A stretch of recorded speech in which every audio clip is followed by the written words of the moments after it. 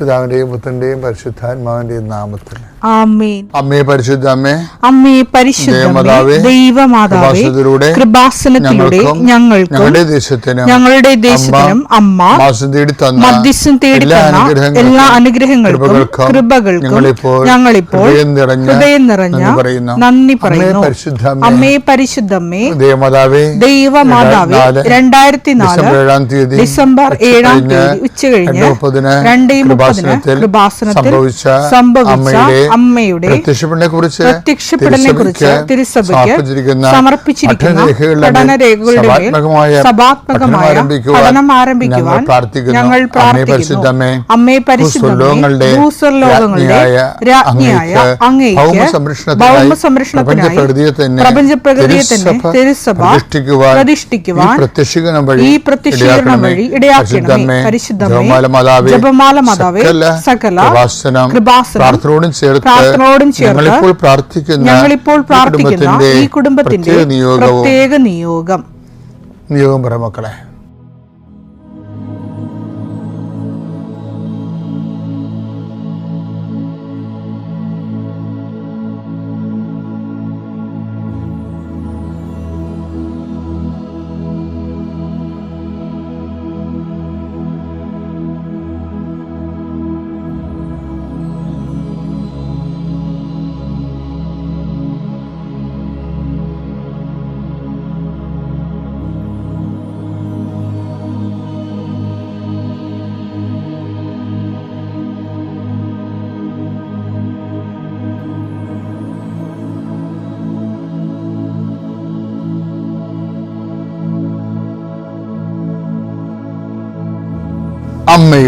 അമ്മയുടെ പ്രത്യക്ഷീകരണത്തിന്റെ ഈ അനുഗ്രഹവേളയിൽ ഞങ്ങൾക്ക് സാധിച്ചു തരുവാൻ കനിയണമേ. ആമേൻ. കർത്താവേ, നിന്റെ ഉന്നതമായ നാമത്തിന് സ്തോത്രം ചെയ്യുന്നു. കർത്താവേ, നിന്റെ വിശുദ്ധ പൗരോഹിത്യത്തെ മഹത്വപ്പെടുത്തണമേ. കർത്താവേ, സഭയിലുള്ള സാന്നിധ്യം പ്രകടമാക്കണമേ. 40 വർഷം ഞാൻ അർപ്പിച്ച കൃപാന്റെ യുഗതിയാൽ കൃപാസ്ഥാനത്താറെ ജീവനോടെ പ്രത്യക്ഷപ്പെട്ട മാതാവിന്റെ മാധ്യസ്ഥ രോഗികള്, പീഡിതരെ, മാനസിക സംഘടന അനുഭവിക്കുന്നവര്, ഡിപ്രഷൻ അനുഭവിക്കുന്നവര്, മരുന്ന് കഴിച്ചിട്ട് ഉറക്കം മൂടുകയും ശരീരം തൂക്കം വെക്കുകയും ചെയ്യുന്നതല്ലാതെ പ്രത്യേകിച്ച് പ്രയോജനമൊന്നും ഇല്ലാതെ ഡിപ്രഷൻ കൊണ്ട് വേദനിച്ച് ജീവിക്കുന്ന ആൾക്കാര്, കർത്താവേ, നീ അവരെ തൊടണമെന്ന് പ്രാർത്ഥിക്കുന്നു. ഓട്ടിസം കുഞ്ഞുങ്ങളെ, ഹൈപ്പർ ആക്ടിവിറ്റി കുഞ്ഞുങ്ങൾ, അവിടെ മാതാപിതാക്കന്മാരെ മനസ്സ് കെട്ടുപോയവര്, തകർച്ച സങ്കടം കൊണ്ട് അവർക്ക് ജീവിക്കാൻ പറ്റാത്തവര്, ജീവിക്കാൻ വേണ്ടി ജീവിതത്തോട് മൽപ്പിടുത്തം നടത്തുന്നവര്, മരുന്ന് കഴിച്ചിട്ടും രോഗം സുഖമാക്കാതെയും രോഗം പൊറുക്കാതെയും ഇരിക്കുന്നവര്, എൻ്റെ കർത്താവിന് ഉന്നതമായ നാമത്തിൽ, സഭയുടെ അധികാരത്തിൽ, കുരിശിന്റെ അടയാളത്തിൽ, ദൈവശക്തിയാൽ നിനക്ക് ദൈവസന്ധിപ്പും സൗഖ്യം ലഭിക്കട്ടെ. പിതാവും പുത്രനും പരിശുദ്ധാത്മാവായ സർവ്വേശ്വര എന്നേക്കും. ആമേൻ. വിശ്വാസ പ്രമാണം. സർവശക്തനായ പിതാവും ആകാശത്തിന്റെയും ഭൂമിയുടെയും സൃഷ്ടാവുമായ ദൈവത്തിൽ ഞാൻ വിശ്വസിക്കുന്നു. അവിടുത്തെ ഏകപുത്രനും ഞങ്ങളുടെ കർത്താവുമായ ഈശോ മിശിഹായിലും ഞാൻ വിശ്വസിക്കുന്നു. ഈ പുത്രൻ പരിശുദ്ധാത്മാവിനാൽ ഗർഭസ്ഥനായി കന്യകാമറിയത്തിൽ നിന്ന് പിറന്ന് പൊന്തിയോസ് പീലാത്തോസിന്റെ കാലത്ത് പീഡകൾ സഹിച്ച് കുരിശിൽ തറയ്ക്കപ്പെട്ട് മരിച്ച് അടക്കപ്പെട്ട് പാതാളങ്ങളിൽ ഇറങ്ങി മരിച്ചവരുടെ ഇടയിൽ നിന്ന് 3-ാം നാൾ ഉയർത്ത് സ്വർഗത്തിലേക്ക് എഴുന്നള്ളി സർവശക്തിയുള്ള പിതാവായ ദൈവത്തിന്റെ വലതുഭാഗത്തിരിക്കുന്നു. അവിടെ നിന്ന് ജീവിക്കുന്നവരെയും മരിച്ചവരെയും വിധിക്കുവാൻ വരുമെന്നും ഞാൻ വിശ്വസിക്കുന്നു. പരിശുദ്ധാത്മാവിലും ഞാൻ വിശ്വസിക്കുന്നു. വിശുദ്ധ കത്തോലിക്കാ സഭയിലും പുണ്യവാന്മാരുടെ ഐക്യത്തിലും പാപങ്ങളുടെ മോചനത്തിലും ശരീരത്തിന്റെ ഉയർപ്പിലും നിത്യമായ ജീവിതത്തിലും ഞാൻ വിശ്വസിക്കുന്നു. ആമേൻ. സുഖസ്ഥനായ ഞങ്ങളുടെ പിതാവേ, അങ്ങയുടെ നാമം പൂജിതമാകണമേ. അങ്ങയുടെ രാജ്യം വരണമേ. അങ്ങയുടെ തിരുമനസ് സ്വർഗത്തിലെ പോലെ ഭൂമിയിലും ആകണമേ. അന്നു വേണ്ടുന്ന ആഹാരം ഇന്ന് ഞങ്ങൾക്ക് തരണമേ. ഞങ്ങളോട് തെറ്റ് ചെയ്യുന്നവരോട് ഞങ്ങൾ ക്ഷമിക്കുന്നത് പോലെ ഞങ്ങളുടെ തെറ്റുകൾ ഞങ്ങളോടും ക്ഷമിക്കണമേ. ഞങ്ങളെ പ്രലോഭനത്തിൽ ഉൾപ്പെടുത്തരുതേ, തിന്മയിൽ ഞങ്ങൾ രക്ഷിക്കണമേ. ആമേൻ. നന്മ നിറഞ്ഞ മറിയമേ, സ്വസ്തി. കർത്താവ് അങ്ങയുടെ കൂടെ സ്ത്രീകളിൽ അങ്ങ് അനുഗ്രഹിക്കപ്പെട്ടവളാകുന്നു. അങ്ങയുടെ ഉദരത്തിൻ ഫലമായി ഈശോ അനുഗ്രഹിക്കപ്പെട്ടവനാകുന്നു. പരിശുദ്ധ മറിയമേ തമ്പുരാന്റെ അമ്മേ, പാപികളായ ഞങ്ങൾക്ക് വേണ്ടി ഇപ്പോഴും ഞങ്ങളുടെ മരണസമയത്തും തമ്പുരാനോട് അപേക്ഷിക്കണമേ. ആമേൻ. എൻ്റെ മക്കളെ, നമ്മളെ ഈ കരിമരുന്നില്ലേ, കരിമരുന്ന് ഇപ്പം ചില ആൾക്കാർ ഉടമ്പടിയിലൊക്കെ ചെയ്യണത് തീ കൊളുത്തു, പക്ഷേ മരുന്നുണ്ടാകത്തില്ല. ഞാൻ പണ്ട് ഈ മാതാവിൻ്റെ വടക്കുവാസം തുടങ്ങിയില്ല.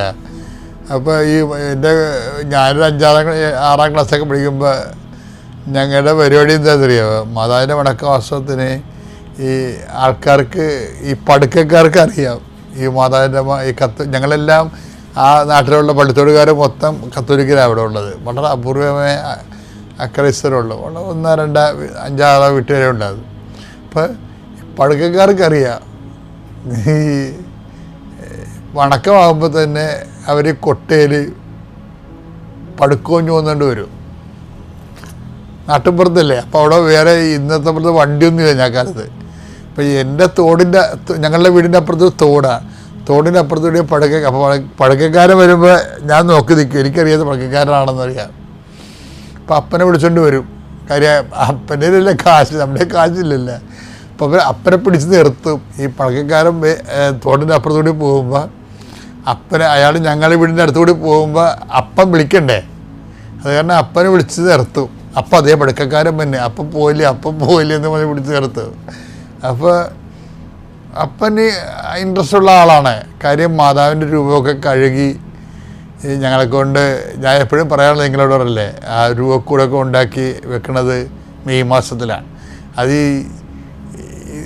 അപ്പൻ 2 കാര്യങ്ങൾ ചെയ്യണത് വെച്ചാൽ ഈ തന്നെത്താനാണ് എല്ലാം ചെയ്യത്തുള്ളൂ. എൻ്റെ കുർബാന കുർബാനക്കളപ്പാട പോലും ഞാൻ കുറേ ചമ്മീലുണ്ട്. കാരണം വെച്ചാൽ അപ്പം തന്നെ ഈ കപ്പോലൊക്കെ ഉണ്ടാക്കത്തുള്ളൂ തന്നെത്താൻ. അത് ഈ ലാത്ത പേപ്പറൊക്കെ വെച്ചുണ്ടാക്കും. അതും തലയിൽ വെച്ചുകൊണ്ടാണ് ഞാൻ കുർബാനക്കളപ്പാടിന് പോയത്. അപ്പോൾ അത് ചില ആൾക്കാരെല്ലാം നോക്കും. അവിടെ ഒരു 10-100 പിള്ളേരുണ്ടെങ്കിൽ എല്ലാവരുടെ ആൾക്കാരെല്ലാം എൻ്റെ തലയുടെ നോക്കണത്. അതപ്പോൾ ഈ മുല്ലപ്പൂവൊക്കെ ഇങ്ങനെ ഞാൻ ഇന്ന് ഓർക്കും, എനിക്കാണെങ്കിൽ ലോക ചമ്പലാണ് ഈ സംഭവം. കാര്യം പുള്ളിക്കാരെല്ലാം ഇങ്ങനെ സ്വന്തമായിട്ട് ഉണ്ടാക്കുകയും അങ്ങനെ ഒരു കലാകാരനായിരുന്ന ആൾ. അതുകൊണ്ട് രൂപക്കൂട ഉണ്ടാക്കും. ഇതുപോലെ രൂപക്കൂട ഉണ്ടാക്കി അപ്പം ഒരു 1.5 ദിവസത്തെ പണിയാണത്. എന്നിട്ട് ലാത്തപ്പൂവൊക്കെ വെട്ടി ഒരു കൂടൊക്കെ ആക്കി മാതാവിൻ്റെ അടുത്ത് വെച്ച് കഴിയുമ്പോൾ അപ്പന് സമാധാനമാകും. എന്നിട്ട് അതിൻ്റെ അകത്ത് അപ്പൻ എല്ലാ ശനിയാഴ്ചയും പോയി എല്ലാ ദിവസവും പൂ പറിച്ച് വെക്കാത്ത ഒറ്റ ദിവസം ഉണ്ടാകത്തില്ല, എല്ലാ ദിവസവും പൂ പറിച്ച് വെക്കും. അത് വീട്ടിൽ ചെയ്തുകൊണ്ടിരുന്ന അപ്പനാണ്, അമ്മയല്ല. എല്ലാ വീടുകളിലും കുഞ്ഞുങ്ങളും സ്ത്രീകളൊക്കെ അല്ലേ ചെയ്യണത്. ഇത് അപ്പനാണ് ചെയ്തുകൊണ്ടിരുന്നത് എല്ലാം. ഈ പൂ പറിച്ച് വെക്കണതും ഒരു 10-12 ചെമ്പരത്തി പൂ പറിച്ചിട്ട് വെക്കും. അപ്പോഴേ എന്താ സാധിക്കും, പടുക്കക്കാരനെ വിളിച്ചിട്ട് വരുമ്പോൾ വലിയ കാശൊന്നും ഉണ്ടാകത്തില്ല, കൊച്ചു കാശേ കൂടുതൽ സാധനം മേടിക്കണമെന്നുള്ളതാണ് എല്ലാവരുടെ എൻ്റെ അപ്പൻ്റെയൊക്കെ തലയിരിക്കണത്. അപ്പോൾ ഞാനിങ്ങനെ പടുക്കത്തിൻ്റെ ഇത് മാറ്റി നോക്കും. ഇങ്ങനെ പടുക്കത്തിൻ്റെ അടിയിൽ ഇറിച്ചിൽ വേണമെന്ന് നമ്മൾ സാധനമുണ്ട്, ഇപ്പം ഇല്ലത്. അപ്പോൾ ഞാൻ ഇറിച്ചിൽ വേണം ഉണ്ടെങ്കിൽ നമുക്ക് കാണാൻ പറ്റും, അവിടെ പടുക്കത്തെ അടി വെച്ചിരിക്കും. അപ്പോൾ അത് നമ്മൾ വാങ്ങിച്ച് ഇത്രയുള്ളൊരു സാധനമാണ്. അതിൻ്റെ അകത്ത് മുഴുവനും കരിമരുന്ന് കയറ്റിയിട്ട് അപ്പൻ്റെ അപ്പോൾ 2 ഇറിച്ചിൽ വേണമേ മേടിക്കത്തുള്ളൂ. ഒരു വണക്കത്തിൻ്റെ ദിവസം കത്തിക്കാൻ വേണ്ടി 5-8 പടുക്കവും പൊട്ടിക്കും. 2 ഇറിച്ചിൽ വേണം. അത് അപ്പം തന്നെ വിട്ടുള്ളൂ, നമ്മളെ കാണിക്കുന്നേ ഉള്ളൂ. തിരി കത്തിച്ച് സന്ധ്യയ്ക്ക് ഇങ്ങനെ തീയും കത്തിച്ച് വെച്ചും അപ്പന് ഇറിച്ചിൽ വേണം വിടും. ഞങ്ങളുടെ കിഴക്ക് വശത്ത് കുറച്ച് സ്ഥലമുള്ള കാരണം അപ്പൻ അങ്ങോട്ടാണ് വിടണത്. പക്ഷെ ആ ഇറിച്ചിൽ വേണം കെട്ടണമെങ്കിൽ 2 അത് അപ്പനമ്മ ഒരു ഗുസ്തി ഉണ്ടാകും. അതൊക്കെ പോകുമ്പോൾ എന്നുവെച്ചാൽ പെരടിക്കണ ചൂലിനടിക്കുക എന്നാണ് ഈ ഇറുക്കിലെടുക്കേണ്ടത്. അത് അപ്പം പൊക്കിയെടുക്കും. അപ്പോൾ അമ്മ അവിടെ നിന്ന് പ്രശ്നം ഉണ്ടാക്കും. എന്നിട്ട് ഈ ഇറിച്ചിൽ വാണത്തിൽ ചാക്കുന്നൂല് കൊണ്ട് ഈ വാല് കെട്ടി വെക്കണം ഈ ഇറുക്കലിൻ്റെ. എന്നിട്ടാണ് കത്തിച്ച് വിടണത്. പക്ഷേ എന്താ പ്രോബ്ലം വെച്ച് കഴിഞ്ഞാൽ നമ്മളിങ്ങനെ കത്തിച്ചാലും ചില ഇറച്ചിൽ വേണം വിട്ടാലും പോകത്തില്ല. കാര്യം അത് മരുന്ന് നനഞ്ഞിട്ടുണ്ടാകും. അതിപ്പോൾ ഈ പണ്ടത്തെ പെരയും കാര്യങ്ങളൊക്കെ അല്ലേ. അപ്പോൾ എങ്ങനെയായാലും വർഷകാലത്ത് ഈ മെയ് മാസത്തിലൊക്കെ ചില സമയത്ത് മെയ് അവസാനം ആകുമ്പോഴൊക്കെ മഴയുടെ പൂരമായിരിക്കും. അത് പോകത്തില്ല. എന്നാലും എങ്ങനെയെങ്കിലുമൊക്കെ അത് സൂക്ഷിച്ചൊക്കെ വെച്ച് ഒന്ന് രണ്ടൊക്കെ പൊട്ടിക്കും. പക്ഷെ അത് മാതാവുമായിട്ടുള്ളൊരു ബന്ധത്തിൻ്റെ ഒരു വീട്ടിലെ പെരുന്നാളാണേ. വീട്ടിലെ പെരുന്നാൾ കരിമരുന്ന് പ്രയോഗവും പെരുന്നാളൊക്കെയാണ് ഈ വണക്കമെന്ന് പറയണത്. നിങ്ങളുടെ വീട്ടിലൊക്കെ അത് ഉണ്ണേ കളയരുത് കേട്ട. അത് നമ്മൾ ദൈവമായിട്ട് ഉള്ള ഒരു ഭയങ്കര സൗഹൃദമായിട്ടുള്ള സമ്മേളനമാണ് ആ സായാഹ്നങ്ങളൊക്കെ വണക്കം. അതൊക്കെ ഉണ്ടെങ്കിൽ അത് കുഞ്ഞുങ്ങൾക്ക് നമ്മൾ മാതാപിതാക്കന്മാർ കുഞ്ഞുങ്ങൾക്ക് കൊടുക്കുന്ന ഒരു വേദപാഠം കൂടിയാണത് ഈ വണക്കം എന്ന് പറയണത്. അതൊക്കെ പോയിട്ട് പിന്നെ എന്താ ഉള്ളത്, ഇവന്മാർ റീലും നോക്കിക്കൊണ്ടിരിക്കും. എന്നാലും കുഴപ്പമൊന്നുമില്ല. നിങ്ങൾ റീല് നോക്കാൻ വേണ്ടി പിള്ളേരുടെ വഴിക്ക് വിട്ടു. എന്നിട്ട് അവർ 10-50 വയസ്സാകുമ്പോൾ അവർക്ക് 50 വയസ്സാകുമ്പോൾ നിങ്ങളെടുത്ത് പുറത്ത് കളയാം. അത്രേ ഉള്ളൂ, വേറെ പ്രശ്നമൊന്നുമില്ല. അല്ലെങ്കിൽ എവിടെയെങ്കിലും ഓൾഡ് ഹോമിൽ കൊണ്ട് ഇടും. അങ്ങനെ കിട്ടാൻ കുഴപ്പമൊന്നുമില്ല. കാര്യം വെച്ച് കഴിഞ്ഞാൽ നിങ്ങൾ അവരെ കർത്താവിനെ കൊടുത്തിട്ടില്ല. അവർക്ക് കർത്താവിനെ കൊടുത്തിട്ടുണ്ടെങ്കിൽ ഏത് പട്ടിണിയാണെന്ന് പറഞ്ഞാൽ അവർ നിങ്ങളെ നോക്കും, സംരക്ഷിക്കും. നിങ്ങൾ തന്നെ അതിൻ്റെ അകത്ത് എനിക്കിൻ്റെ അകത്ത് ഒരു സങ്കടം തോന്നാറില്ല. ചില ആൾക്കാർക്ക് ചില ഭവിഷ്യത്ത് സംഭവിക്കുമ്പോൾ അവർ കൊടുക്കേണ്ട സമയത്ത് അവരുടെ കൈ കുഞ്ഞുങ്ങളുണ്ടാകുന്ന സമയത്ത് അവർക്ക് വേറെ കലാപരിപാടിയൊക്കെ ഇരുന്ന് അവർ ശ്രദ്ധിച്ചിട്ടില്ല.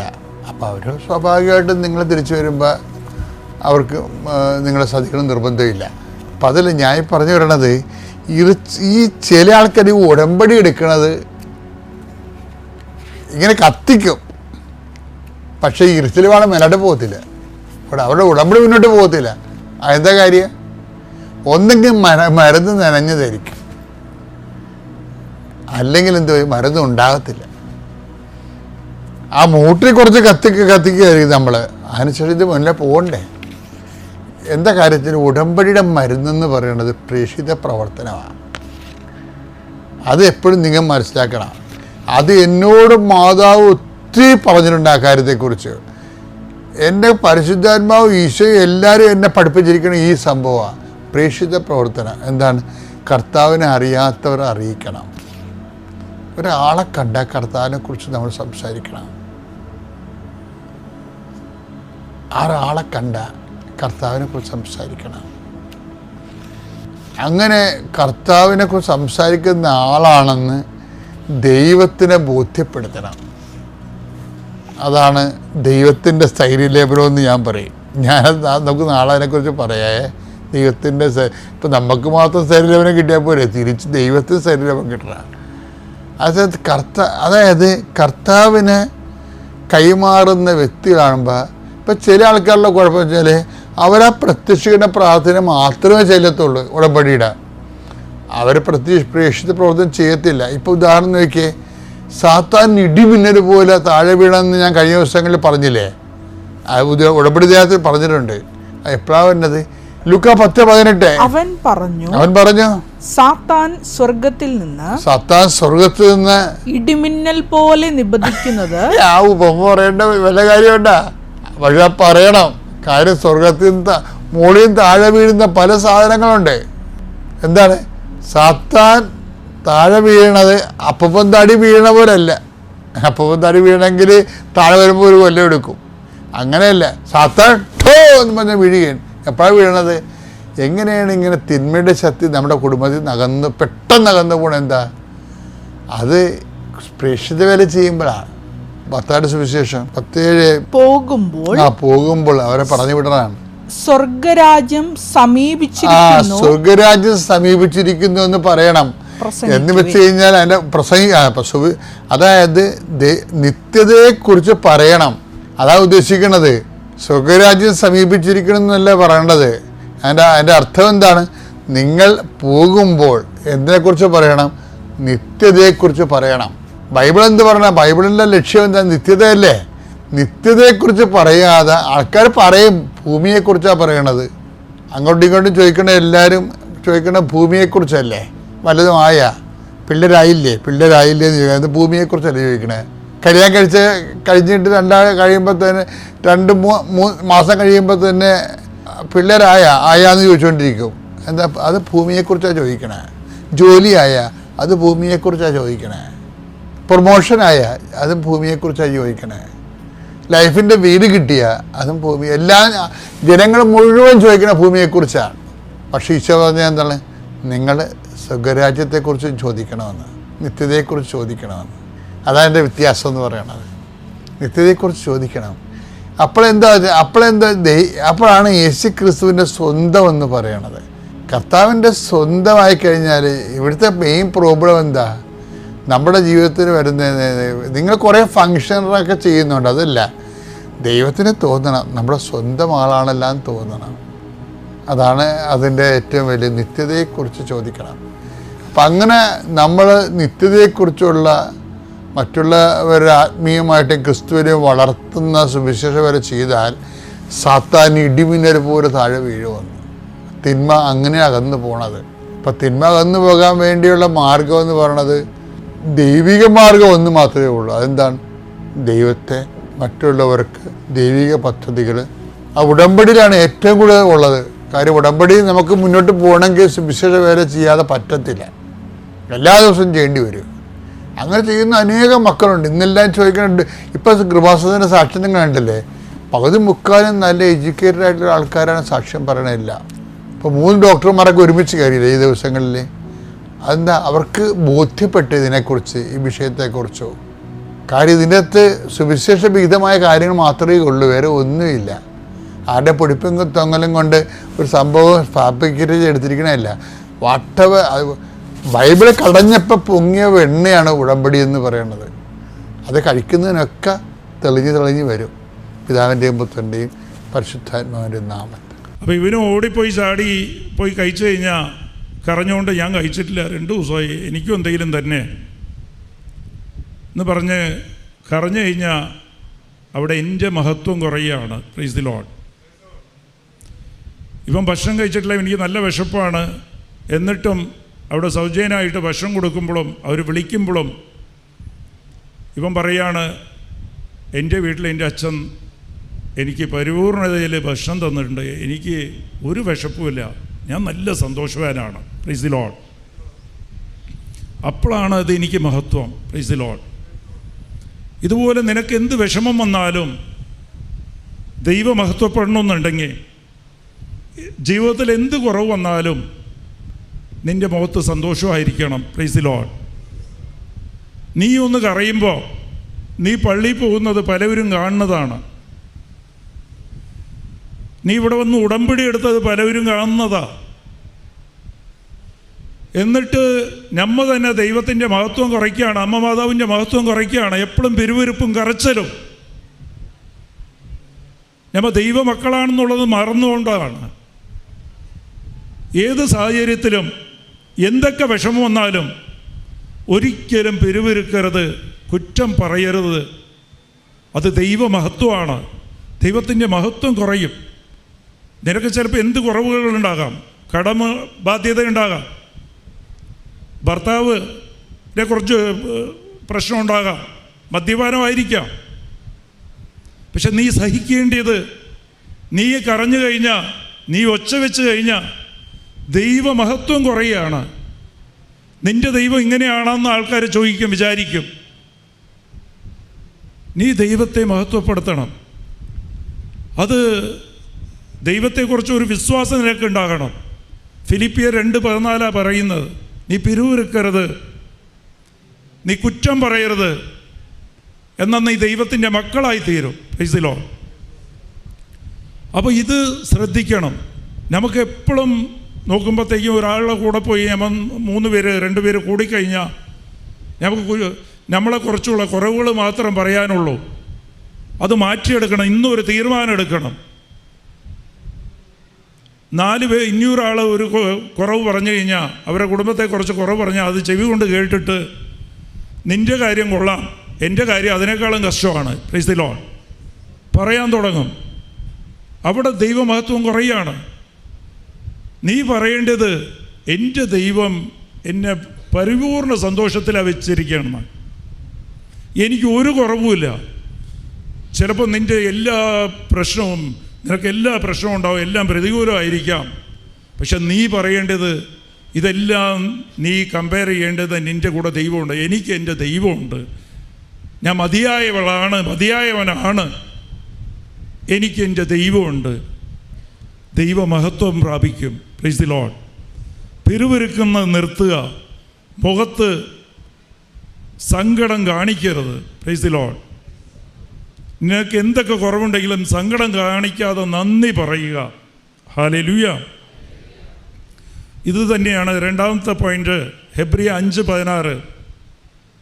വചനം അബ്രഹാമിനെ ഉപകരിച്ചത്.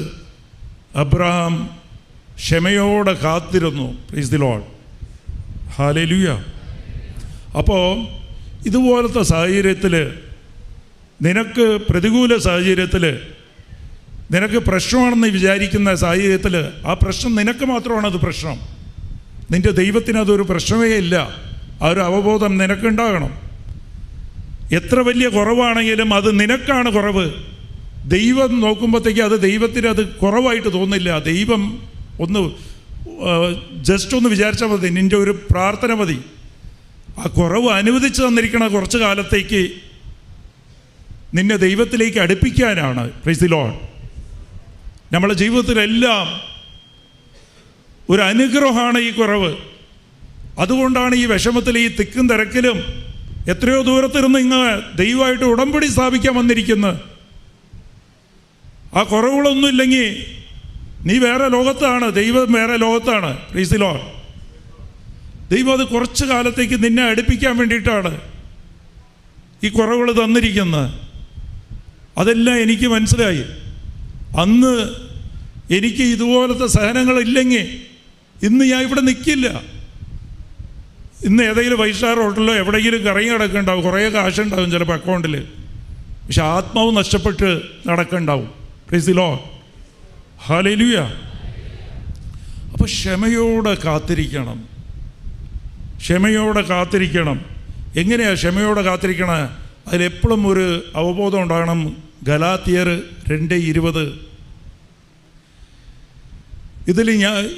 എന്നിൽ ഞാനില്ല ജീവിക്കുന്നത്, എന്നിൽ ക്രിസ്തുവാണ് ജീവിക്കുന്നത്. Price the Lord. എൻ്റെ അകത്ത് എൻ്റെ ദൈവമാണ് ജീവിക്കുന്നത്. Price the Lord. ആ ഒരു അവബോധം ഉണ്ടെങ്കിൽ എല്ലാ സാഹചര്യത്തിലും നിനക്ക് ക്ഷമയോടെ ഇരിക്കാൻ സാധിക്കും. എന്നിൽ എൻ്റെ ദൈവം ജീവിക്കുകയാണ്. അപ്പോൾ എനിക്കൊരു പ്രശ്നവുമില്ല, ദൈവം നോക്കിക്കോളും. Price the Lord. ഹല്ലേലൂയ. അത് ശീലിക്കേണ്ടത് ഏത് പ്രശ്നത്തിലും അത് ദൈവത്തിന് ബലിയായിട്ട് കൊടുക്കുക. പ്രശ്നമില്ല. ദൈവം നിന്നിൽ ജീവിക്കുന്ന ദൈവത്തിന് നന്ദി ബലിയായിട്ട് കൊടുക്കുക. നിനക്ക് വരുന്ന പ്രശ്നങ്ങളൊക്കെ നീ ചെയ്യേണ്ടത് ഈ പ്രശ്നങ്ങളെല്ലാം ബലിയായിട്ട് കൊടുക്കാൻ വേണ്ടിയിട്ട് നിനക്ക് ദൈവം അനുവദിച്ച് തരുന്നതാണ്. നിൻ്റെ ഭർത്താവായിരിക്കാം, മക്കളായിരിക്കാം, നിൻ്റെ ദാമ്പത്യ ജീവിതമായിരിക്കാം, കടബാധ്യതയായിരിക്കാം, മക്കളെക്കുറിച്ചുള്ള ഉത്കണ്ഠയായിരിക്കാം. നിൻ്റെ എല്ലാ പ്രശ്നവും ബലിയായിട്ട് കൊടുക്കാൻ ദൈവം അനുവദിച്ച് തരുന്നതാണ്. അത് നീ മുട്ടിപ്പേ നിന്ന് കയ്യും വിരിച്ച് കയ്യും പൊക്കി ദൈവത്തിന് നന്ദി പറഞ്ഞ് അതെല്ലാം സമർപ്പിക്കുക. ദൈവമേ, ഇത് ഞാൻ ബലിയായിട്ട് നിനക്ക് ഞാൻ തന്നിരിക്കുകയാണ്. Price the Lord. ബലിയായിട്ട് കൊടുക്കുമ്പോൾ അത് ദൈവ ആരാധനയാണ്. Praise the Lord. അത് ദൈവ ആരാധനയായിട്ട് മാറും. ദൈവത്തിനെ ആരാധിക്കുമ്പോൾ ദൈവം അവിടെ പ്രവർത്തിക്കും.